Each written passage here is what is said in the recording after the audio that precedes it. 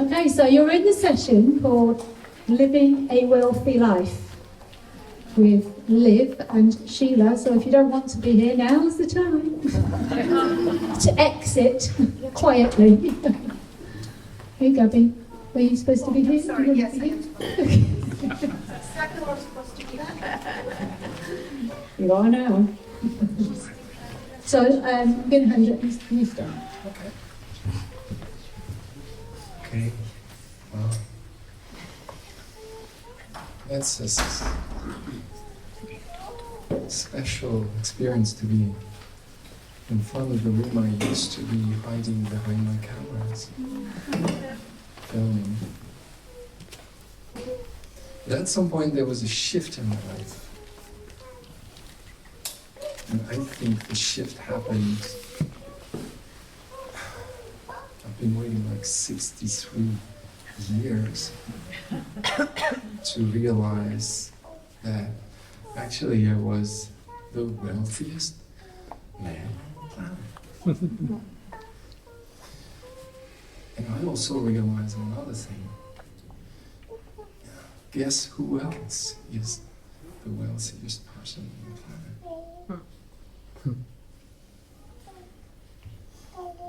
Us, I guess. I guess. And yeah. And that's a 180, like kind of, because I never thought about that. I'm full of debts, money runs out and doesn't come in. I own a very little house, but I have a lot of works to do. I'm like, no, I'm not wealthy enough to cope with this. But actually, oh, yeah, I should know, thank you, Gabby. Yeah, actually, wealth is not about money. It's about who we are. I mean, this is what I realized. Listen to the voice of wealth. It says, yeah. Jelly. That's what she says. I love that. So this is my way of looking at wealth, And there's many stories I could share about how I realized that. Because it wasn't that like seeing banks. It was like step by step. And I just want to share that one step was last year. Like 2 weeks before Viva. I was so wanting to be there, but it was sold out. And somebody who's in the room, who was a volunteer, said to me, oh, the guy who was supposed to film Viva said he's not available anymore. I owe so much to that guy. His name is Julie. And they asked me, hey, because Karina was there, said to Sheela, hey, maybe Liv would be interested because he's a filmmaker. And I said, wow, yeah. And I came, I filmed, I met with a lot of people, especially one, Chris Jane, who was one of the speakers last year. And it was the beginning of like an exponential journey for me, and I'm a totally different guy today. And the one that showed up last year, I guess, maybe people who've met with me can, I don't know, do you think so? Yeah. So yeah, this is what wealth means to me. You show up, and at some point something happens, you get to realize more and more and more, and then you see wealth in everyone. And yeah. Wow. And then everything looks like paradise. Even when you're down. I know, I'm the wealthiest guy on earth. What about you, Sheila? It's quite a story. You stepping in at the last minute because we thought we were without anybody to video last year, and that would have been awful. But we were like, okay, this is what's happening. We've been let down at the very last minute. What do we do? And then the miracle shows up. Because I knew about you, Liv. Of course I did. But I'd seen that you said, oh no, I'm busy that weekend or something. And I was like, oh, I just wrote that. Oh, thank goodness Karina said, no, I'll talk to him. And yeah, it's amazing how all these connections work. And I suppose that that points to the wealth that is available at all times to all of us. Because I'd shut that down. I'd shut that possibility down because I'd seen a message in a Facebook group that, or a WhatsApp group that I believed. Door shut. Still staying open to the possibility of having somebody come film. But I'd shut that one, which is interesting actually as I'm thinking about it. It's like, I wonder how many. Speaking for myself personally, you might not be able to identify with what I'm saying, but I wonder how many doors I've shut. Unconsciously, innocently, thinking, keyword, that I know.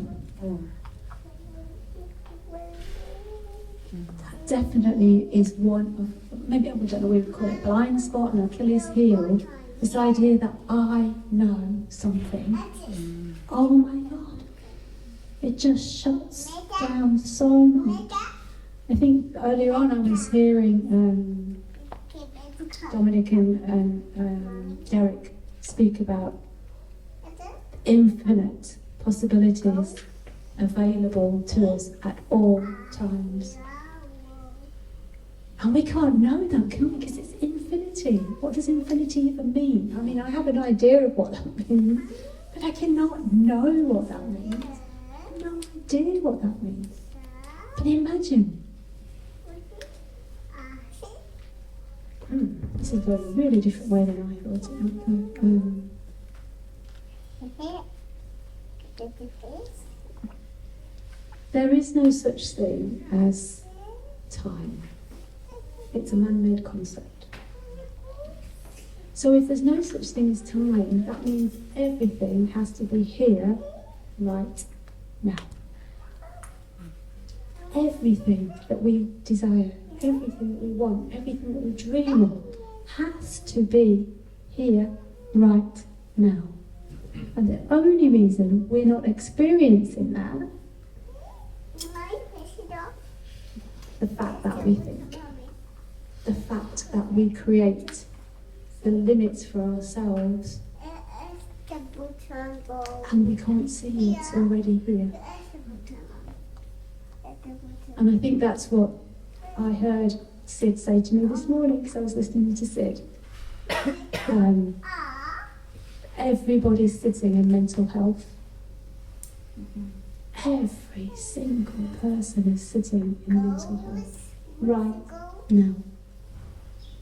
And I was reflecting on this, Tom, it was like everybody's sitting in the wealth of who we are without the limited thinking that takes us away from that feeling. Because Sid was talking to me about the feeling this morning too. Imagine that. The beautiful feeling that lets us know we don't need to understand. We don't need to try and work it out. The minute that we drop into a beautiful feeling, good enough. That's what he says, good enough. Don't think about it anymore, don't try and work it out. The feeling tells us everything. And for me, if I'm feeling wealthy, rich, I love that word rich, not necessarily about money, that richness of life, it's, there's somebody who knows about the richness of life. She doesn't know it yet. I know it. You know it. Well said, Katie. Yeah, we should. It's like, what an opportunity to just sit in the feeling and know that we're sitting in wealth, we're sitting in mental well-being, we're sitting in abundance. It's all here for us right now. Right now. Nowhere else. Right now.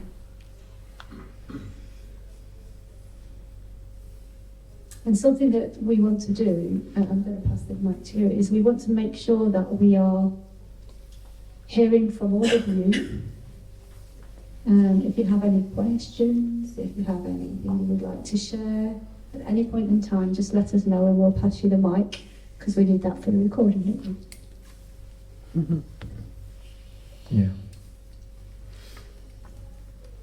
Well, it's fine that you just brought that thing from Sydney Banks, because I was thinking also starting with we're living in the middle of wealth, but we don't realize that. And even sometimes, you know, you would have told me that like a few years ago. I would have said, "What? Are you kidding? Is it a joke?" I have so many problems. Problems with my kids, problems with my money, problems with my filming stuff, you know, with clients who always ask for more, and I'm like, yeah. And I still have problems. Except that, well, I got the info, I got the information. When you get the information, oh, yeah, well, it's not about the fact that, it's not about I have problems. No, it's about, I am thinking. I'm just thinking. Can I stop thinking? No. Or can I move to what about thinking about something else? Maybe I'll put the awareness somewhere else, like, I am the wealthiest guy on earth. Oh my God. And I have 1,000 stories I could tell about how it changed everything. I did that thing that maybe a few know about. It's called the document. It's Steve Hardison sharing that, and my coach, Anchor Shane, is taught me how to create my document. We all have a document. Sentences starting with I am. My old document was saying stuff like I am shy. I cannot speak to audiences like this, you know, especially when I improvise, because I have no idea what I'm talking about today, you know, just wealth. We didn't create like something, didn't learn anything by heart, so I'm going to tell them that, no. And that's crazy, I can do that. I used to be scared all my life. Hiding behind the camera made sense. Because, oh, you see, I'm a cameraman. Oh, so now you know who I am. Otherwise, I'm too shy to talk with you. And just a few minutes ago, we had this Viva intro stuff. Meeting people I've never met. Like, oh, it's so easy now. It's incredible. But I think we would love it to be, you know, interactive. So if anyone wants to ask a question or share relationship to wealth, we would love to hear from you and just interact. Wendy. Wendy, yes. Yes, it involves Sheela. Oh, God. I came to Albear the first time in May of 2023 to go to a deep listening conference with Sheela and Jack Pransky. I live in Massachusetts, the United States of America. Jack Pransky lives about 8.5 minutes away from me. And I'm like, why am I in Spain with them? Why can't we? So the last day of before I left for Spain in May, I wrote a Gmail to myself, to Sheela, and to Jack. And I said, it's been about 30 days. I'm writing it when they're gonna read it 30 days later, and I said, I would really like to figure out a way for this deep listening to come to Massachusetts. And so they opened the email and they said, that would be lovely. Maybe we could. Well, and Jack, being Jack, said, I'm retired. So Jack says, I'm retired, but if Sheela will come, I'll do it. So Sheela said, all right. And so Sheela and I worked together on, you know, arranging, and I went out and shopped around for places to come. Is Helen in the room? Helen Biving, she came from the UK, and my friend in the back, yeah, Leanne came from Connecticut, and so there were a few people there. But so it was good. So we found the spot. It was going to be on September 18th, and Jack said, "Oh, what was I thinking? That's the Jewish New Year. Why am I can't." And then he said, "Never mind. I'll come and I'll do it." So that was a glitch earlier on in, say, late July, early August. I bit my nails a little bit, just a little bit, and then mid-August, maybe something like that. Sheila said, "Can we talk on Zoom?" I said, "Sure." Well, Wendy, there's something come up with my visa, my travel visa, and I can't leave Spain. And this was, like I say, about a month. And I gotta tell you, I'm a planner and I'm a and I try to get my ducks in a row, and I'm feeling, and it's been advertised and I'm collecting money and everything. When Sheila told me that, my heart rate didn't change at all. No sweat dropped, nothing. I was like, oh, sort of like the Julian story, right? Sort of like when you said, "What do you mean no filming?" Okay, it's the way it is. So I said, okay, it's the way it is. And then she and I, basically at the same moment, said the words to each other. Lori Carpenos lives in Connecticut, and she and Jack have done deep listening and a million other courses together for many, many years. And I said, yeah, she's coming. She's going to sit in that seat, but I'm going to ask Lori, could you please sit in this seat? So Lori said, sure. And that deep listening conference that happened without our Sheila, Jack and Lori did an amazing job. And to this day, that group, just over a year, we still communicate, and still everybody will say, oh, I just had something happen. The emails are coming and flowing. And there's been some amazing connections that came out of that. And I feel so wealthy that happened in my life. And the wealth comes from the bigger picture for me is this understanding, is that ability to ride the waves of life. I am the wealthiest I've ever been, and I'm the poorest I've ever been with my bank account.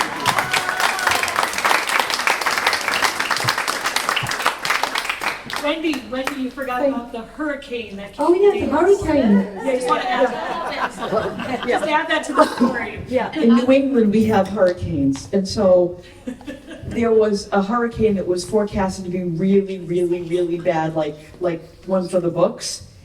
And so Jack Pransky and I have both grown up in Massachusetts, so we were like, well, we're reading it, and we've grown up in Massachusetts, and we've had scary weather reports on and off, and 98% of the weather forecasts never pan out the way that they paint it. Now, that might be a bit strong, but about 98% are like.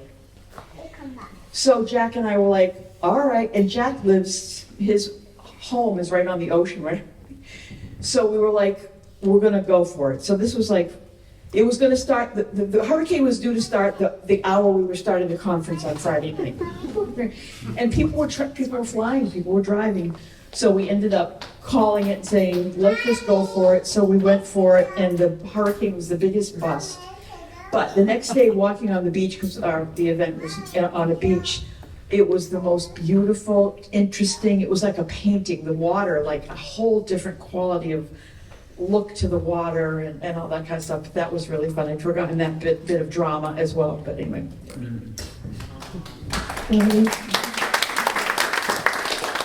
Thanks for sharing that, Wendy. I think it's such an interesting story, and so just from my perspective, like, Jack only said yes because I was going. That's right. He would never have done it, right? And I thought, and when I had to tell Wendy that I wasn't coming, I was so upset and felt awful. But I also saw that. I thought some part of me had to say yes in the first place to get those people in the room and have me do it. We just don't know, do we? Isn't that beautiful that we actually really don't know? We think we're in control and we think we plan. Was it make plans and God laughs? Something like that. Really, we have no idea, but the wealth is not, you don't have to look very far to see the gold in situations, really. Is there anybody else that would like to, yeah, Elin?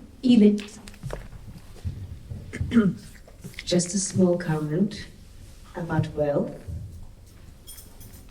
because so many of us spend our life searching for it. Yeah, and it's already there.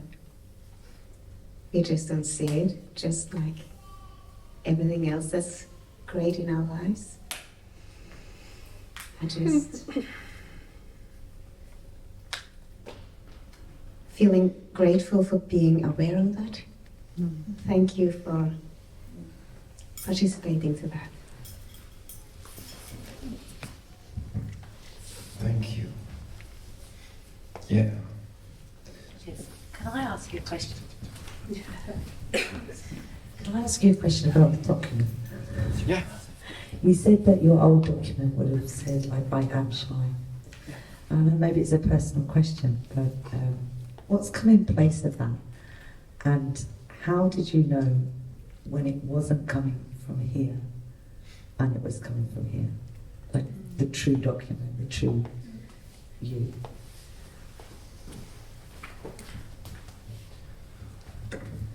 Well, that's an ongoing thing. It never ends. It's like a grounding. I must say one thing, it's just my story. But there was a big shift at some point in my story, and I don't know about yours, of course, and we all have our own. But the thing is, I realized afterwards that I was ready to rewrite my document, my old one, because of one thing that shifted really, because otherwise it would have been like affirmations, positive thinking, stuff like that. And I don't think it works if it's just positive thinking. I am almost convinced it doesn't. It's even worse, because it's all about judging yourself.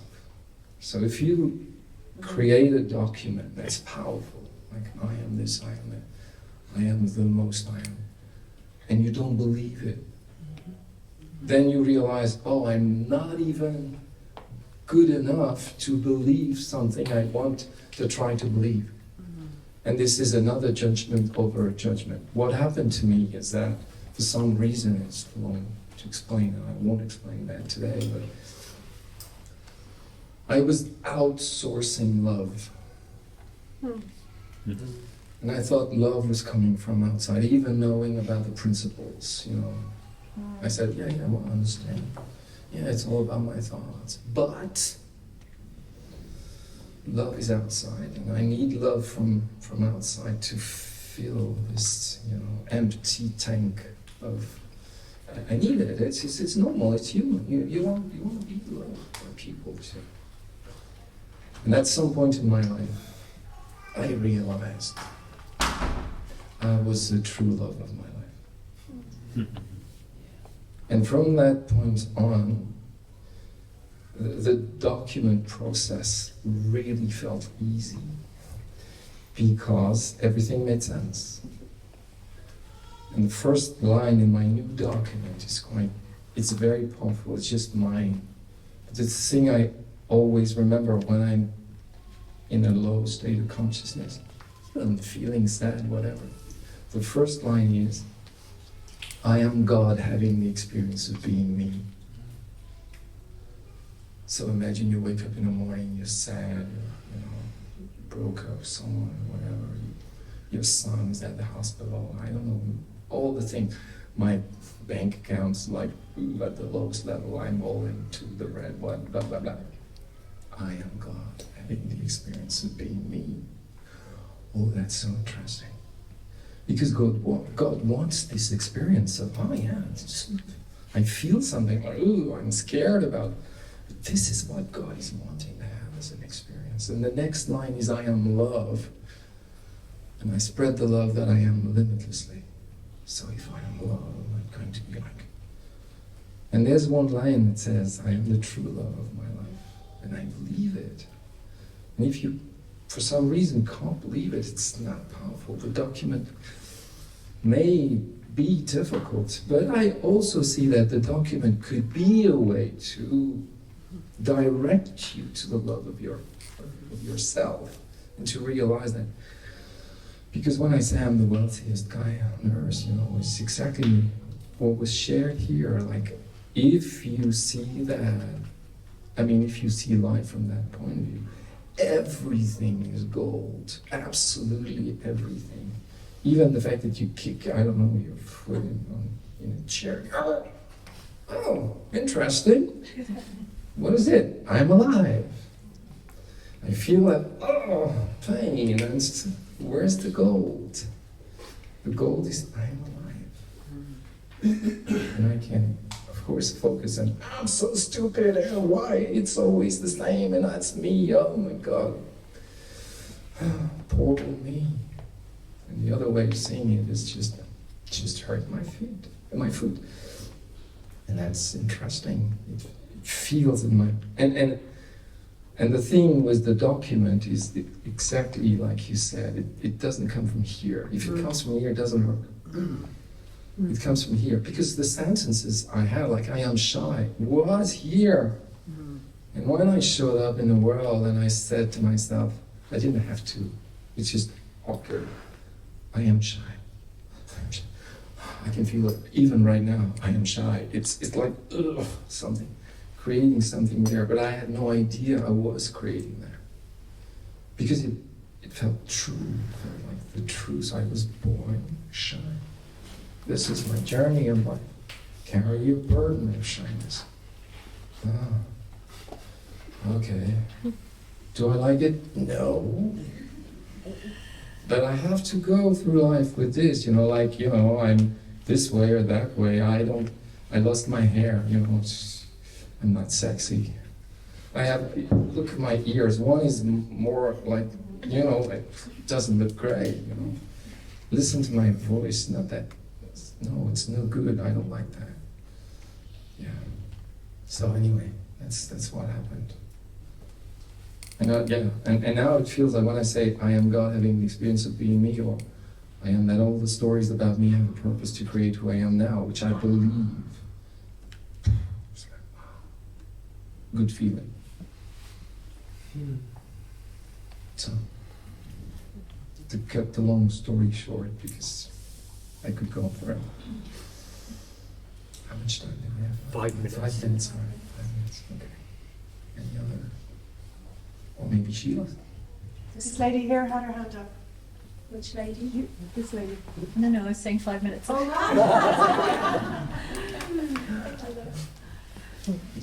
Yeah. Any more questions? Comments? I can say something else. Okay. Following on, just listening to you, Liv. What struck me is, for me, I haven't done a document. I've read about it, I've heard about it. I haven't created a document. But what's most fresh for me, what's most recent for me in terms of living a wealthy life, is really seeing that what is. And so that includes all feelings, and that for me is pretty fresh. Because I was a person who, not even realising I was doing it a lot of the time, and it still catches me out. I was wanting to feel something different than what I was feeling. I was not liking the way I felt, and so I wanted to feel better. So innocently, I was looking for a better feeling a lot of the time. And having seen recently what is, it seems to have settled me down a lot. So even when I don't feel the way that I think I should be feeling, there's that element of knowing. And it's like Mark pointed to this morning, isn't it beautiful that we can remember? That I can remember that what is. And it has to be perfect because it's here. The way I see it, mind, the intelligence of the universe, is what's creating everything that we are experiencing right now. And my little mind cannot see how that can't be perfect. How would I know what's perfect? This tiny speck of a mind compared to universal mind. There's no way, right? There's just no way. So that from my perspective right now, it feels like it has to be perfect right now.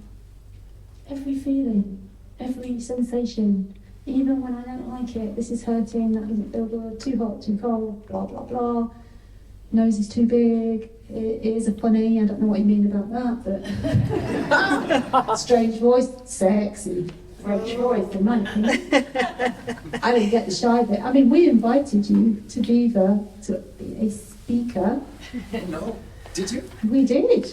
And that was our experience of you last year when apparently you were very shy. So it's like, I was reflecting on that as you were speaking. It was like, you had all that thinking about yourself last year, right? A year ago. We didn't experience you in that way. We experienced you as somebody that's very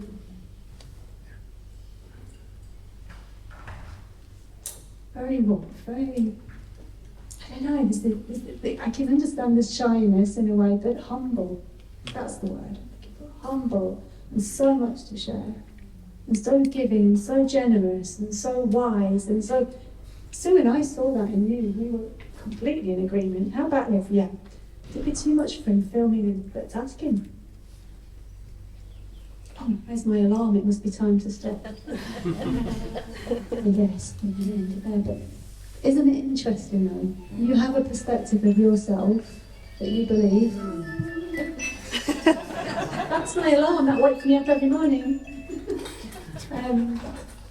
And you know, that's not my experience. It wasn't my experience with you, and it still isn't. But I just think, isn't that interesting to see how we carry all this stuff around about ourselves, this limiting stuff that other people don't see us. They can feel us, they appreciate the good, the golden nuggets in us, and kind of overlook all that stuff. I just think it's, again, back to the beginning, the limits. Right? We are living in mental health, but for the fact that we think we're not. Okay. Well, thank you so much. Thank you.